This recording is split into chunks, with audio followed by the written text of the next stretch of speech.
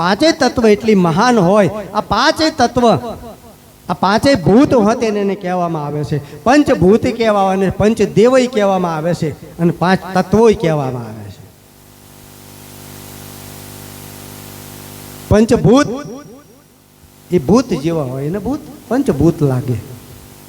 પંચદેવ જે આમાં દેવોનું પ્રમાણ છે, એ દેવોને ઓળખ્યા હોય, દેવોનો અનુભવ કર્યો હોય એને દેવ જેવા કહેવામાં આવે. અને પંચ તત્વો આ પાંચ આ શરીરમાંથી પર નીકળી અને જ્યારે સૂક્ષ્મ રૂપે વિશ્વનું ચૈતન્ય જોઈ અને આમ જો વિચરતો હોય અને સર્વનું કલ્યાણ કરતો હોય એને પંચ તત્વ કહેવામાં આવે છે. જે ભૂમિકા પર જેનું જે પાત્ર છે એ સદગુરુ એવા એને વિભાજન કરી એનું નામ આપ્યું છે. એને જાણવાની આપણે કોશિશ કરવાની છે.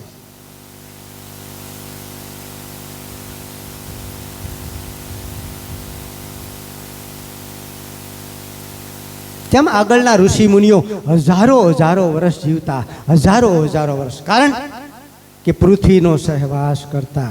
પૃથ્વી તત્વ એટલું મહાન છે, અર્થ તત્વ એટલું મહાન છે કે એની અંદર એટલી બધી ઉર્જા, એટલી ચૈતન્ય છે કે તમારા જે કંઈ ઝેર હોય, જે કોઈ તમારું અવગુણ હોય, જે કોઈ તમારા રોગ હોય એને ગ્રહણ કરી લેશે, એને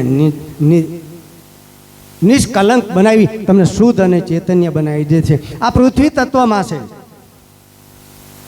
તમે કોઈથી વિચાર કર્યો કે બચપનમાં નાના હતા, ગામડે રહેતા હતા, જે ગામડે રહ્યા હોય અને ગામડે રમતા, માટીમાં રમતા, પાણીમાં નાતા, વંટોળિયામાં જતા, તો આપણને કોઈ રોગ થતો નહોતો, કોઈ જાતની કોઈ ખામી નહોતી. એનું કારણ શું?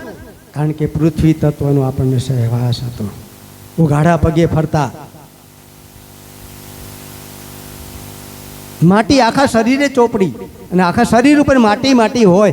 આ શરીરને તંદુરસ્ત, શરીરને જોઈ આ પાંચ તત્વનો સહવાસ પૂરો જોશે તો જ ભજન થશે, નહીં તો એમને ભજન નહીં થાય.